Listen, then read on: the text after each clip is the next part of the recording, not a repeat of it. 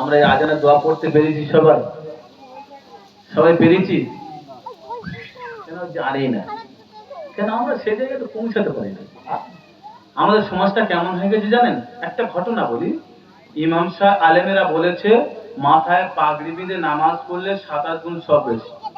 কি বলেছে? মাথায় পাগড়ি বেঁধে নামাজ পড়লে 7 গুণ সব বেশি। তো এখন একটা ব্যক্তি জামাত পায়নি, সে এখন মসজিদে চলে গেছে, গিয়ে দেখছে জামাত হয়ে গেছে, সে নামাজ পড়বে, মাথায় হাতে দেখছে রে পাগড়ি আনা হয় না। তো এখন সে ভাবছে কি করা যায়, সব তো বেশি কম হয়ে যাবে। তো এখন সে চারিদিকে চকমকর করে দেখছে, দেখে শেষকালে নিজের কোমরের লুঙ্গিটা এক হিসকি টান মেরে মাথা পাগড়ি বেঁধে নামাজ পড়ছে। কি করছে? নামাজ পড়ছে। আর একটা লোক এসে বলে কি ব্যাপার, তোর কোমরের লুঙ্গি কই? সব কিছু দেখা যাচ্ছে হাওড়া শিয়ালদার মতো। বলে কেন? মাথায় পাগড়ি বেঁধে নামাজ পড়লে 7 গুণ সব।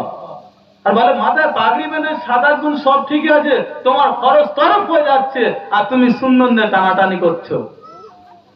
আমাদের সমাজটা মুসলমান এই হালত হয়ে গেছে, আমরা ফরজ বাদ দিয়ে ওই লুঙ্গি খুলের মধ্যে পাগড়ি বাঁধে না ঘুরছি, সব বেশি পাচ্ছি।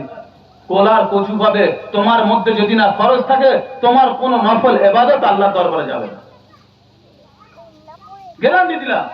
কোন মাওলানা বলবে বলুক, কোন আলেম আছে, কোন হাফেজ আছে, মোহাম্মদ মুফতি সাহেব আছে বলুক যে ফরজ ছাড়া নফল ইবাদত কবুল হবে?